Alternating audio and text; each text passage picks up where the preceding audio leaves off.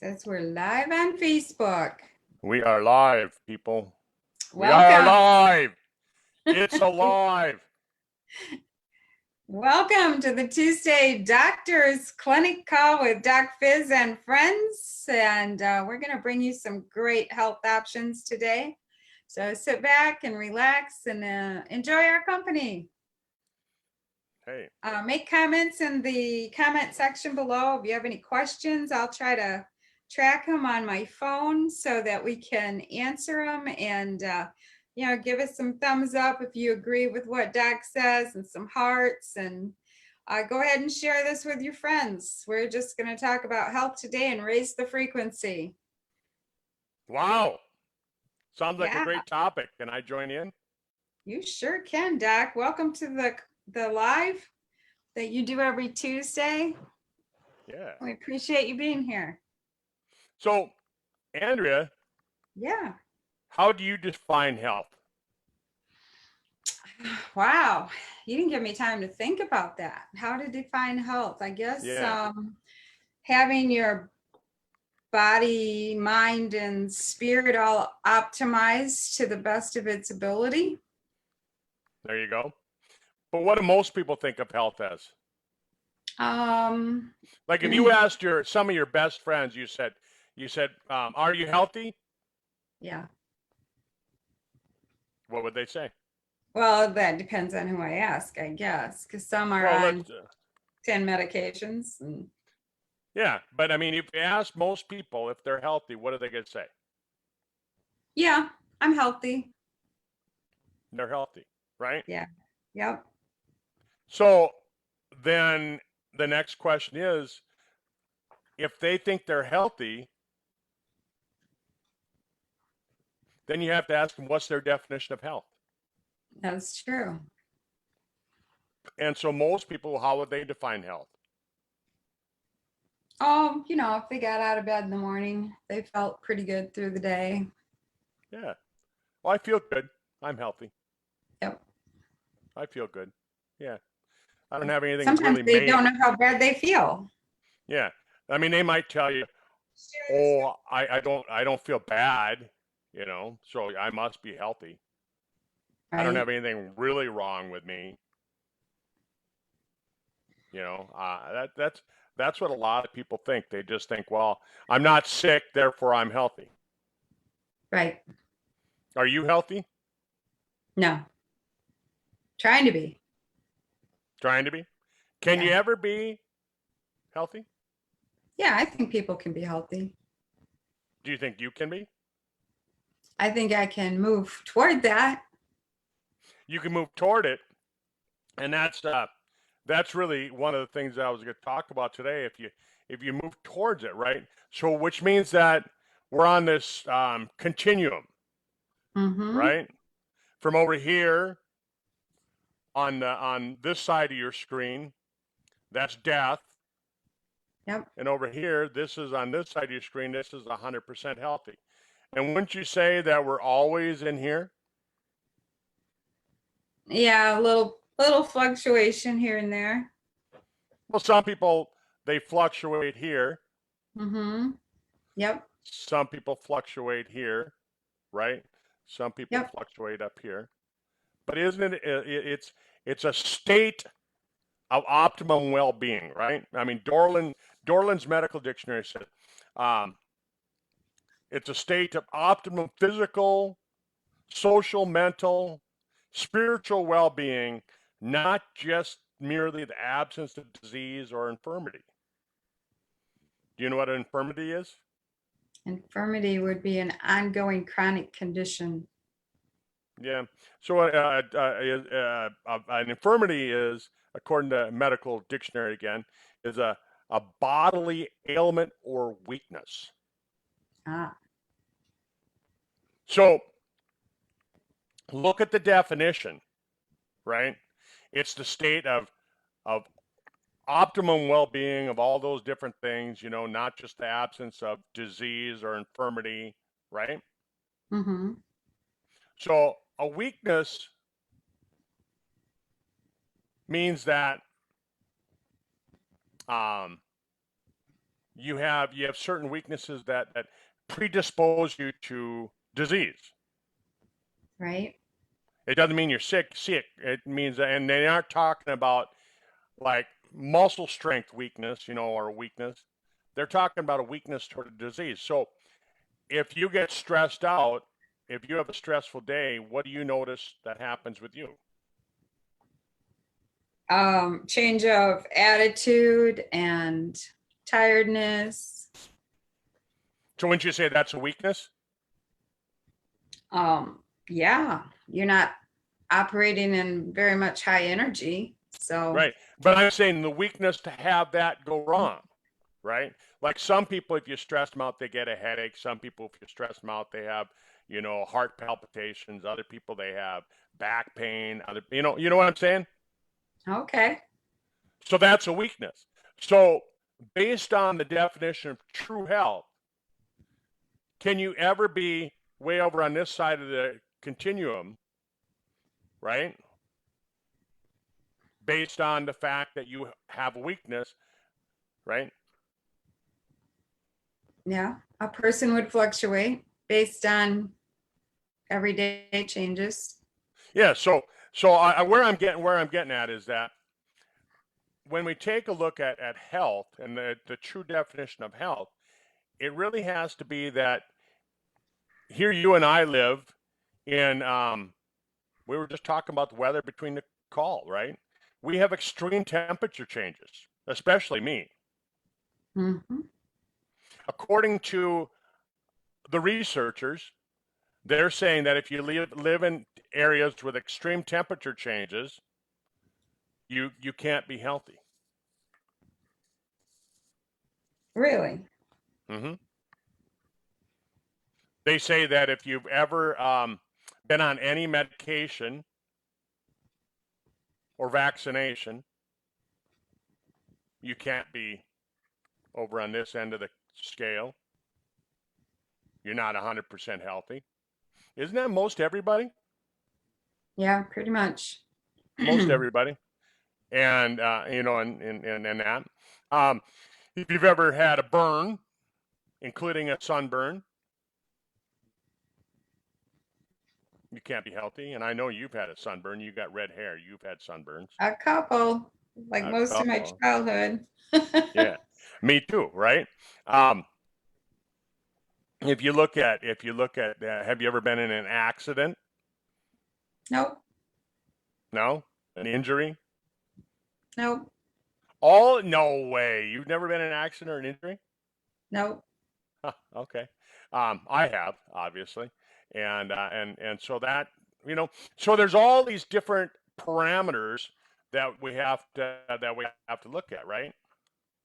That Right, that tell us whether we can be healthy. right. So I think before we can start talking about health, we had to really um, talk about what's the definition of health. Okay. So what do you think of that? Yeah, so your definition is that it is a variant state of being based on environmental factors or stressors, but we can continually move toward health if we make decisions to do that. Right. So the whole thing is that you can't just say, "Oh, I'm healthy," and then go about your life, right? Right, What you have to do is you have to always kind of be focused on what can I do to stay on this end of the scale. right. Don't let it slip down here. What can I do to keep it over here, right? And Mhm. so if you're looking at that scale, right, where are most people? You mean the general population? Yeah, where are most people? I would say that in pretty poor health. They're right about here, right? I mean, if you look at my photo and look at the bottom of my screen, if that's my scale, if that's my continuum, aren't most people like right here? So that in the middle? Yeah, Okay. yeah. And what happens there somewhere around 50 to 60%? Hmm. What I happens don't there? know. To me, it gets today's generation, it seems a lot scarier to me because even my own kids who are, 20 some years younger than me, I am even witnessing them having more. I have never had like health issues. Like in my 30s, I never had health issues. I was not tired. I would like work until 3 in the morning and get up and do it all over again the next day, Yeah, but you but were kind of a hippie, weren't you? no, I wasn't a hippie. What's that got to do with it? Hippies? Just sat around high all the time. I wasn't high. A Um, beatnik. You were a beatnik. no, I wasn't old enough to be a beatnik. Um, but I see people their ages because I in contact with a lot of people their ages, right? Because I have 3 kids, that they generally have more health issues than we did in my generation in the 30s and 40s. Right? Yeah. Mm-hmm. So getting back to before we move on, if we're looking at my scale here, where are most people? They're sitting Mm-hmm. between 40 to 60% of their health. Okay. 100% on this end of the scale, it means you're 100% healthy. From everything that I've read, they say that that's less than 3% of the population of the world is over here on what we would consider to be true health. That sounds about right. 3%. Okay? Over here on this end of the scale, you're dead. Most Close. people are sitting between 40 to 60%, and they're wavering right here. Mm-hmm. They're wavering right there. And so where they're wavering is they're wavering right between where symptoms start to show up and where they go away. Right? And that's a scary place to be. Yeah. Because like your kids and your grandkids, like you're talking about, their thought of health is, oh, I feel good. Yeah. Well, most people in my generation are saying the same thing. Oh, I feel good. Yeah, they feel good. So they're somehow thinking that that means that they're healthy. So they're on that scale, they're somewhere here 40 to 60%, and they're bouncing back and forth right in there. And Right. and and so the reason that I wanted to talk about this subject today was because when I'm talking to people every single day and I'm talking to them about being healthy, and they say, "Oh yeah, but I don't want to take all those vitamins. I don't want to have to take all that stuff that I don't want to have to do what you're doing." Then they are making a choice not to be healthy.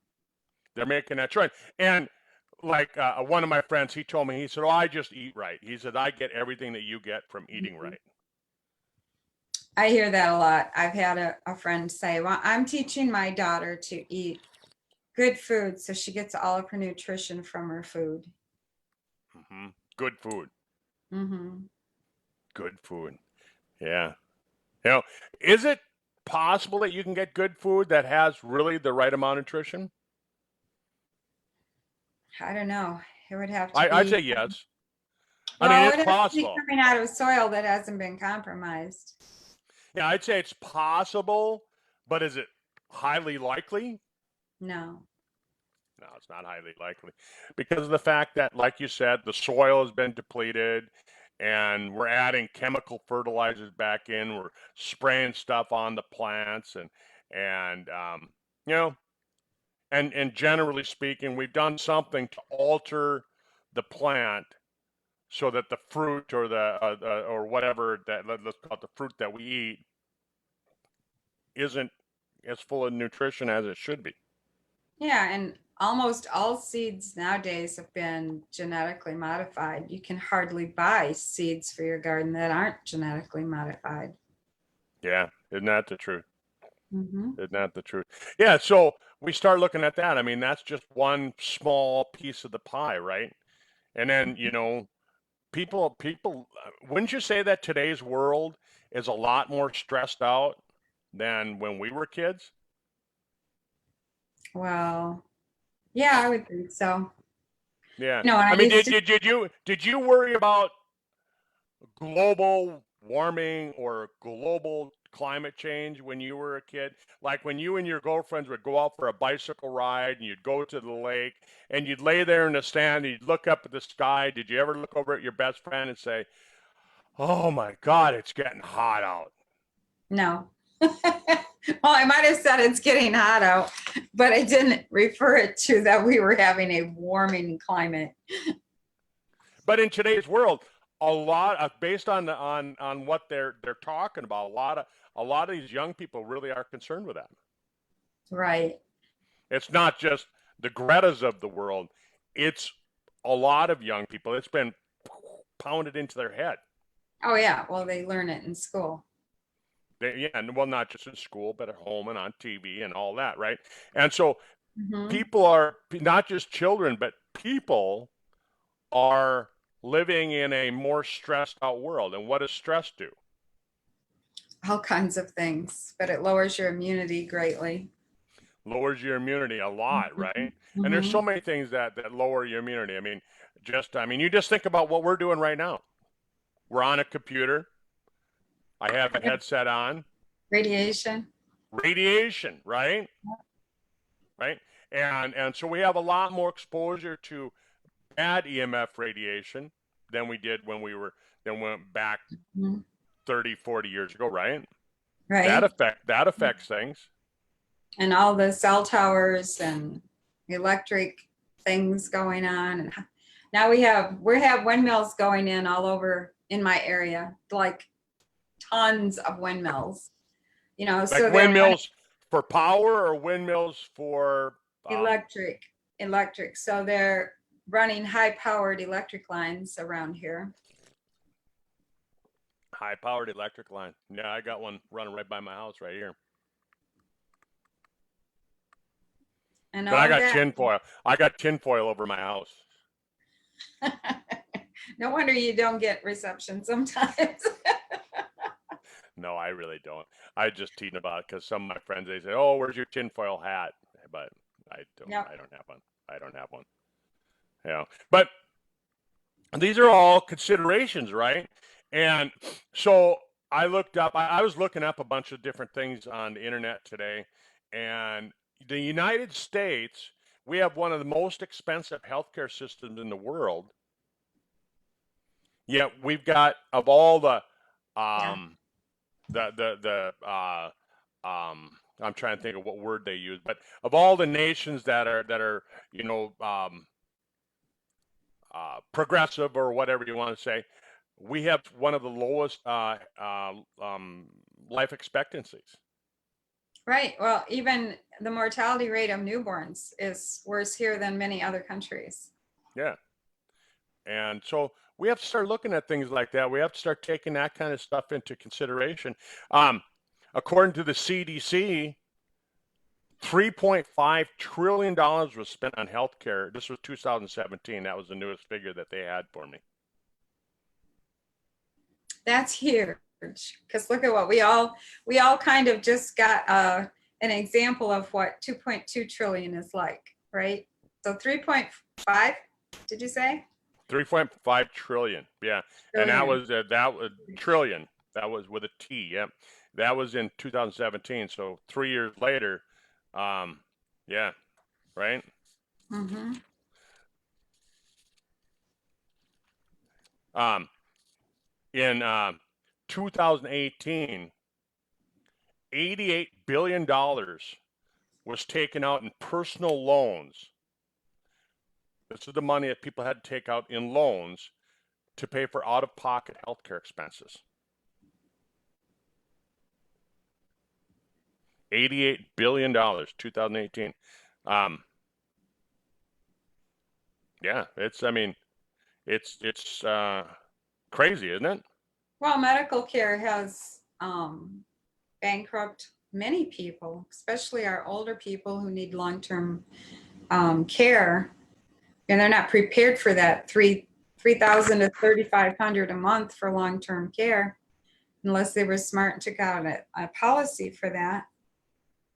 It takes away your Right. life savings, everything Yeah. you So work. I was just gonna show you something here that I brought up.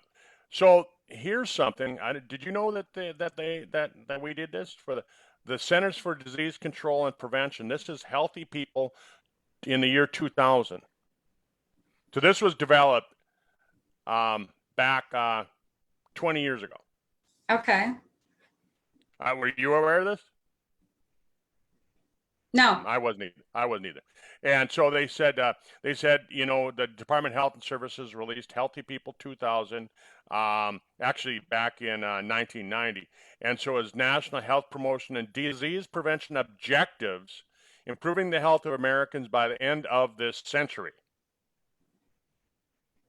So by the year 2000, by the new millennium. So they categorized 319 different objectives into 22 priorities, and yeah. So look at that. Area 22 was surveillance and data systems. They always have some agenda out there. Right. So regularly scheduled Healthy People 2000 progress reviews. So what they were going to do is they were going to try and just see what, you know, over a course of 10 years, you know, how did people go? So let's fast forward to Healthy People 2010. So 10 years later. Okay. So in January of 2000, so the first one was September of 1990. The next well, one now was they have 467 objectives. So now they have more objectives, right? And they say that, okay, we're going to look back and we're going to see how did we do, right? Mm-hmm. And folks, if you read this, they basically say, hey, we're gonna take and we're gonna have this obesity problem under control. We're gonna lower the cancer rates. We're gonna do these things. This is what they said. You know, in 2000 they said that. Yeah, this is 20 years ago, right? But in 2010, that hasn't happened. Okay, go ahead. Yeah, so now let's go to Healthy People 2020, right? So this was in December of 2010. So approximately 10 years after that, right? So now they're looking at it again. So now they're saying, okay. They're basically saying, look, we didn't meet our objectives from a decade ago. Let's redefine it. So attain a high quality, longer life, free of preventable disease, disability, injuries, premature death. Achieve health equity, eliminate disparities, improve the health of all groups, create social, physical environments, promote good health for all, promote the quality of life, healthy development, healthy behaviors among. So now they got 1,300 objectives. 100 objectives and 42 topics instead of 22. Okay, so now let's fast forward to now. The development of Healthy People 2030 is underway. Oh, yeah, Agenda 2030, right? Yeah. So, you know, I read through this stuff this morning. I took the time to read through it.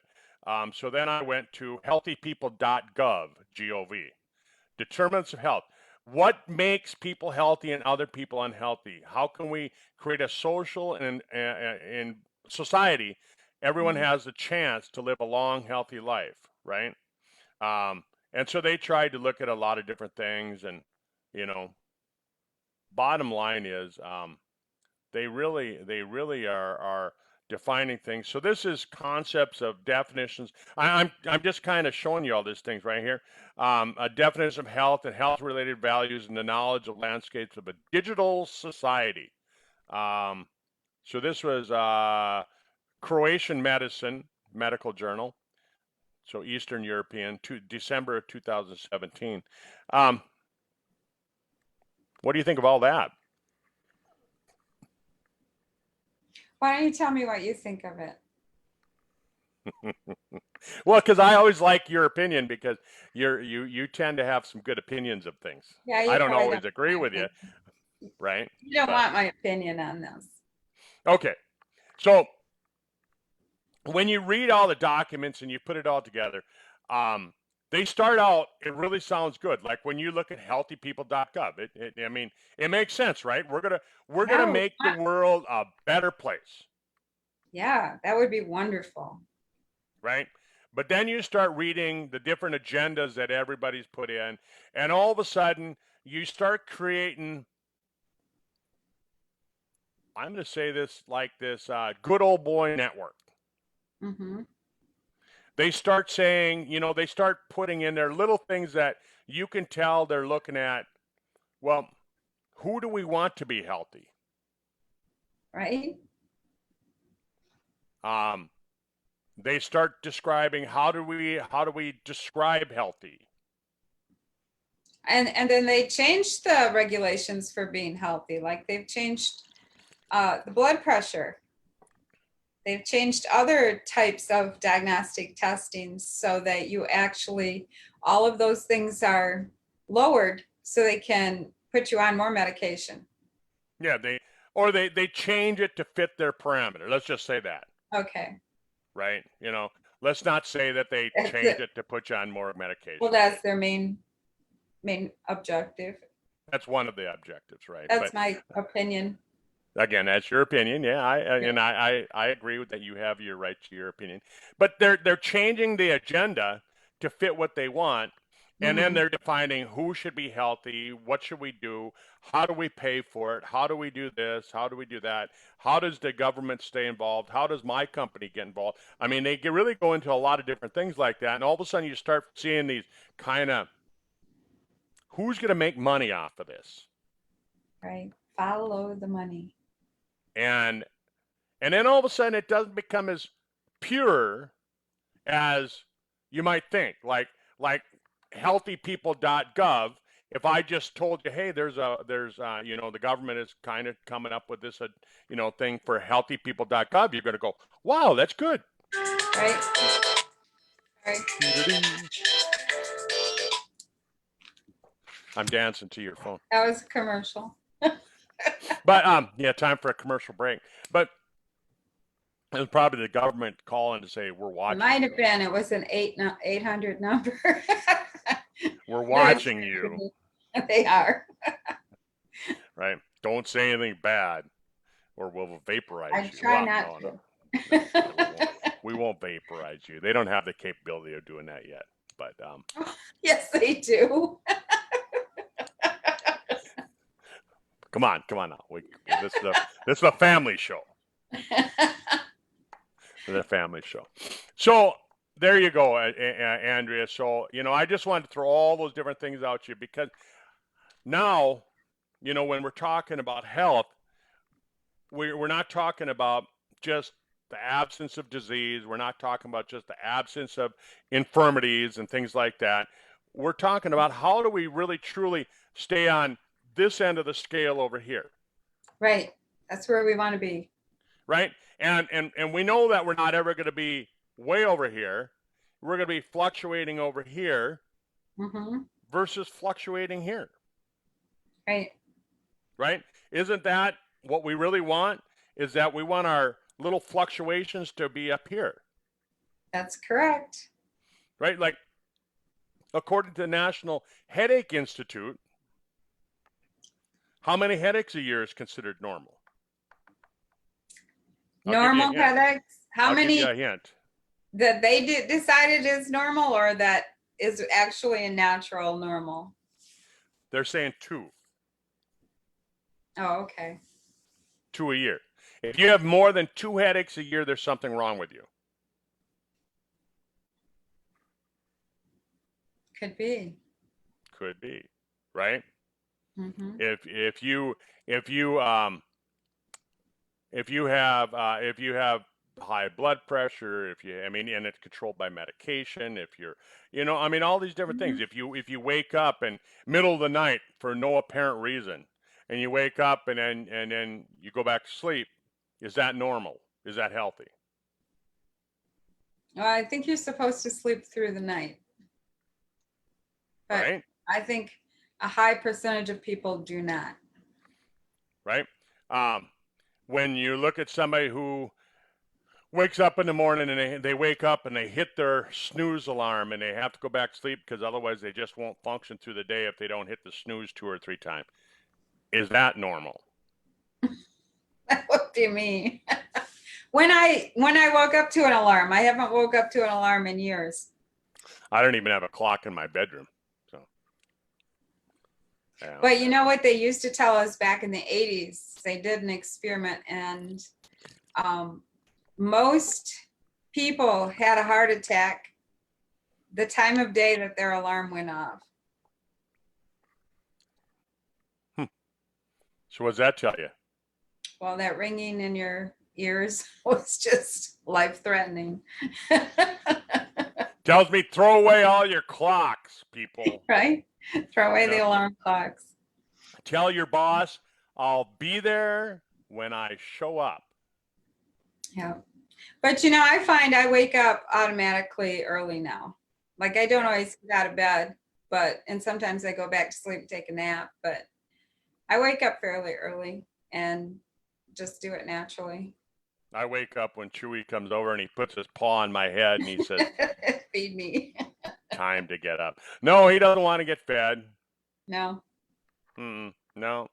So you No. have probably one of the healthiest dogs in the world. We could even use your dog as an example of moving your health span up. To that side, yeah. So, I mean, so there's a lot of things, Andrea, and I just thought, what a great topic that we can cover, and we should cover it once in a while, and we can Yeah. bring other people on to kind of give us their definition of health, and I put a question on Facebook. I said, hey, everybody, give me your definition of health, and everybody actually did pretty good. I must hang around with the right group of people. Yeah. Let me look here and see real quick if anybody's got a question in our thing here. Oh, okay. Yeah, throw the questions out there. But, so what do we got to do to really kind of optimize our health and make sure that we're living as optimum as we can? I know, like for me, I just tell people, look, when I was applying for health insurance about 5 or 6 years ago, they said, well, before we take you into this health insurance, it was one of the health share, actually wasn't health insurance, health share ministries. They said, we got to do an interview with you and find out, do you fit our qualifications, right? And so one of the questions they asked me, they said, well, Kurt, you're in your 50s. What medications are you on? And I said, well, I don't take any medications. They said, Yeah. and they basically said, well, come on, which ones are you on? And I'm like, I don't take any. And they said, who's your primary care physician? I said, well, I said, do you really want to know? And I said, it's me. And they said, well, you can't be your own doctor. And I said, well, I think I can. And then I had I to know just, more than you do. and I had to describe why I was my own doctor, why I thought I could be my own doctor. And then then they asked me, well, what nutritional products are you taking? And I described what nutritional products I was taking. And they said, holy cow, do you have time to eat? You take so many nutritional things, But, folks, so I just kind of look at it like this, is that, all right, so we know based on the old way of doing things, you look at your grandma and grandpa, you say, well, grandpa had this. I kind of look like grandpa, so here's what he had. So therefore, if I look like him on the outside, chances are I look like him on the inside. So I'll try and prevent those things. And then you look at the other people in your genetics, and you go, well, my grandpa on the other side, he had this, and I know I inherited some of those genes as well. I don't look just like this one, but and so therefore I have all these genetics. I have some of the genetics from this side too, and so then I got to start doing things to prevent those diseases, right? Again, those are my infirmities. Those are my weaknesses. Make sense? A little bit. Yep. So now they have a better way of doing it. You can actually get a genetic test where you can measure your infirmities. They're called SNPs, single nucleotide polymorphisms, and what they are is they're genetics mistakes in your DNA. It doesn't predispose you to a disease, but it gives you those light switches, like this light switch behind me, right? If I don't flip that light switch on, this light's not going to come on. It doesn't matter how many times I change the light bulbs, this light isn't going to go on. Right. So let's look at diabetes, for example. Somebody might have a SNP that says that they could have diabetes, but if they never have the wrong diet and they don't have a diet that consists of a lot of carbohydrates, a lot of sugars, they're not going to develop diabetes. So they might have the light switch, but they never turn the light switch on, therefore they don't have the disease. Does it make sense? Oh, yeah, Right? totally. So that's your infirmities, and that we were talking about, which according to the definition of health, according to Dorland's medical dictionary, that's um, so you can now take, and you don't have to just go, well, grandpa had that, therefore I'm prone to getting that. Mom had that, that's what I'm, whatever, right? So you can start looking at this thing from a more scientific viewpoint. And then what you can do is you can start taking and using nutritional products, lifestyle, diet Mm-hmm. to pull yourself over here more, Yeah. right? Pull yourself up the scale. And that's what we're talking about when you and I talk about health span, right?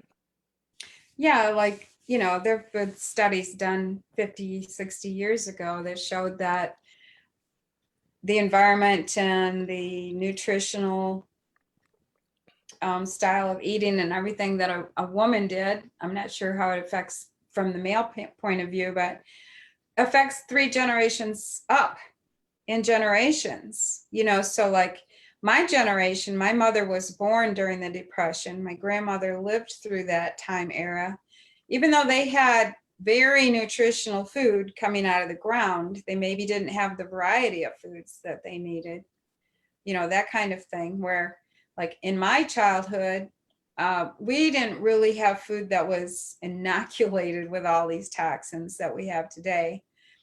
So in my early years, I had much healthier nutrients, and as it goes down the generations, then you really have to start making some of those changes you're talking about, Yes. to offset those things. So my dad never ate right. He drank a lot of alcohol, and he started smoking at age 11. So, I can't take his genetic history and apply it to me because I haven't done Well, it. you could take the genetic history, but you can't take the lifestyle. I can't take the lifestyle, right? Yeah. So I'm Because you're not going to taking inherit those. some of those alleles from your dad. You've got them in your body. Yeah, but isn't it true also that you can change your DNA from outside influences? Well, I mean, can you change your DNA? No, you are Hmm. what you got. You inherited that DNA. So you've got the Really? DNA. Yeah, so your outside influence, that's the light switch. So you can affect what turns that light switch on and off. That's what you're Okay. talking about. Yeah. So I mean, you're correct on what you're saying, but you can't change the genetics. The genetics are there. It's the fingerprint. It's like your fingerprint, right? It's So we there. had somebody in the comments comment on something that you and I have talked about before, and I think we should bring it up. A very well-known medical person said in a recent interview that people need to eat a healthy diet.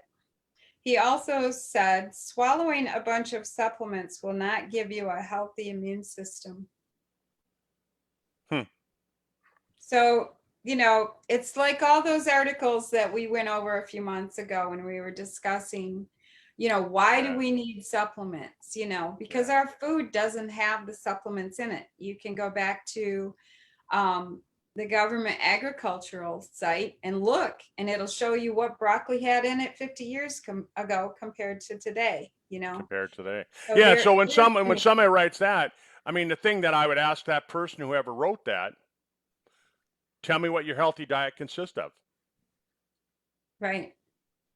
And let me blow it apart for you and show you what's actually wrong with it. But I agree with you, yeah, because you compare just you compare like broccoli from 1950 till now, 70 years later, it doesn't have the same amount of nutrients.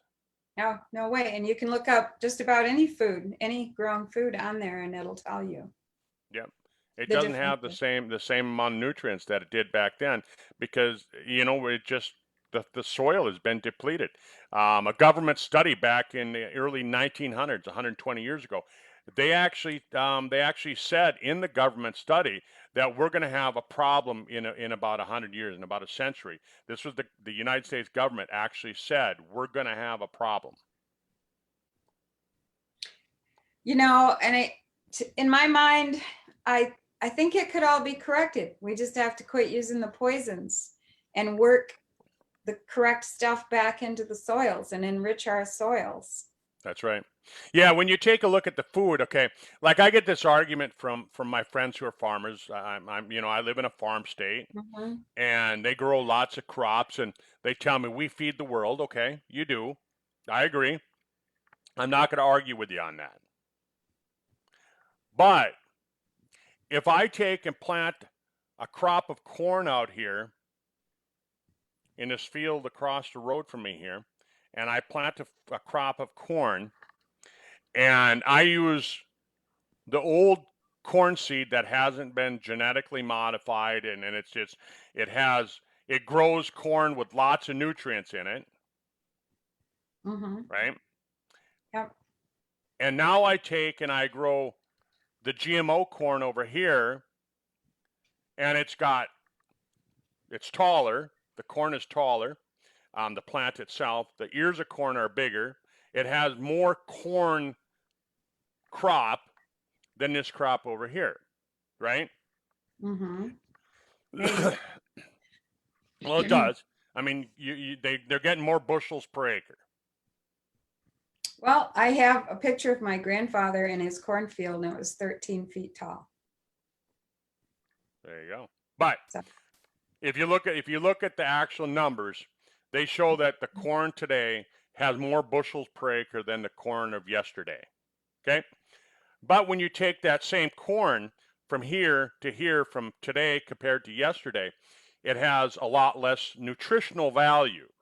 It has mhm. a lot less actual value on the animal consuming it, whether you're feeding it to your cow or your pig or your chicken or your kids. Right. This corn over here from yesterday has more nutritional value than this corn over here. A friend of mine actually showed me a report that came from Cargill, right? The big food giant. And they Mhm. actually had the study and they compared the numbers. And I looked at that and I went, holy cow. I mean, it's right there in black and white. They know it. So if you're feeding somebody or something, an animal, lots Mhm. of I mean, we'll just stay on the subject of corn since I brought that up. If you're feeding them lots of corn that has low nutrition and you have to eat 2 bushels more to get the same nutritional value as 1 bushel Mhm. from yesterday, what does that do? Well, you're getting a lot of empty calories. Right. And so just because you're feeding the world with more food, right? Mhm. Doesn't mean that you're feeding the world and making them healthier. Wouldn't it be better off to feed them a bushel of good, healthy food than to give them 3 bushels of unhealthy food? Yes. So did you tell your farmer friend that? Yeah, I get in this argument with them all the time. And I figured. luckily, most of them are still my friends, right? But Yeah. yeah, um, yeah, only once have I actually gotten to the point where somebody wanted to beat me up for what I was saying. But yeah, right. And so, but so you see what I'm saying, and so when we take a look at this health, we have to start looking at what do we really need to do. So we do need supplements. Even Harvard Medical had a study. I don't remember how many years ago. It was within the last decade, and they said that in their, I'm trying to think the exact quote, but they said a prudent person in today's world will take a multivitamin. Mhm. They were just talking about multivitamins. A Right. prudent person, right? Then you do the studies on the multivitamins, and some multivitamins, you might as well take the bottle and eat that. There's more nutrition in Right. the bottle than there is in the actual supplement that's in the bottle. So that's where you have to find people like you or I that we can actually tell people, hey, look, this one's healthy, this one's not. Yeah. And that's what we come on here every week, Doc, and we do this. We share information and put it out there, and then people can go do their own research and they can make a decision about what they want to do. And you and I work with a company that produces very effective, high quality supplements. Yeah. So, the biggest thing I think people do out there, which I used to do, is you didn't know which supplements were good quality, really, So people don't take the time to go study it. So therefore, then they just don't take it. Yeah. So the top concerns for healthcare based on the government and those government websites and things like that, they're saying that one of the top concerns is who's going to pay for it. Well, when they start talking about who's going to pay for it, aren't they really talking about illness rather than health? Yeah. So Yeah. now they're getting more into the definition of who, they're getting in more definition of disease and illness and things like that. Who's going to pay for the treatment of disease? When really, what's the most important thing that you could do for somebody right now, like with your grandkids or your kids or your friends and things like that? The most important thing is what we're doing right now: education. Just teach them, Right. give them a little bit of curiosity to say, well, I don't totally agree with Kurt and Andrea. I'm going to go look it up. Yeah. And we encourage that. Look it up. Don't believe everything you hear. Go look it up yourself. Find your truth. Yeah, if you don't believe what I'm saying, if you think that you don't need supplements, and you want to go see, are you really getting what you need off of what you eat? What I encourage you to do is just take and do a 10-day diet analysis. Write down everything that you eat for the next 10 days. Then what I want you to do is then I want you to on a daily average, I want you to figure out how many of each vitamin are you getting. That would be hard to do. You might want to send in a hair sample or a blood sample. Well, I mean, it's one way of doing it. People don't want to spend money. It's one way of they're doing it. And according to, again, we use Harvard as our source of information, whether you believe them or not. I know by that look you just gave me that you don't. Well, they're proving to us that they can't be trusted recently. Okay, but let's just say that you go by Harvard and they actually said that most people are missing key nutrients and minerals. Mm-hmm. Yep. So most people, well, somebody might say, well, what's most? Well, the actual answer is over 75% of people, according to Harvard, are missing key nutrients in their diet. Over 75%. So if you're a gambling person, Andrea, if you're a gambling person, you like to gamble, would you gamble on that you're part of the 25% or 75%? I mean, if you had to make a bet, right? You'd have to bet on the 75%. I'm going to bet with the odds. I'm not going to bet on but I know people that if I told them that only 3%, they'll bet that they're part of the 3%. Right. And I just go, I don't even want to take your money. I mean, wow. But so if you want to get even more accurate, just like you just said, Andrea, you can actually have a lab test. I've got mine sitting right over there. I'm looking at it right here, that you can order, and they measure all your key nutrients in your body. They measure your vitamin B12 and your calcium. They measure all these things in your body, and they come back and they give you an analysis of where you really sit on that. So how do you feel about sharing that information in the comments today, Kurt?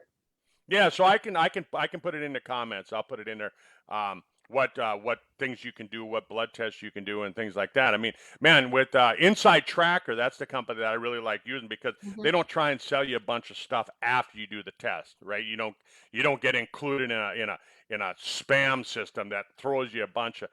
They do realistic things like they like for me, they said, oh, Kurt, hey, your vitamin D levels are low, get some vitamin D. They don't tell me where to get it, they just say get some vitamin D, and then in 90 days let's retest it, and then they send me a text every day, did you remember to take your vitamin D?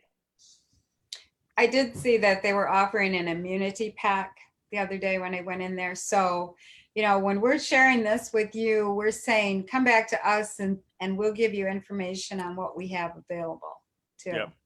And so we don't make any money. We don't make any money by telling you go here, go there.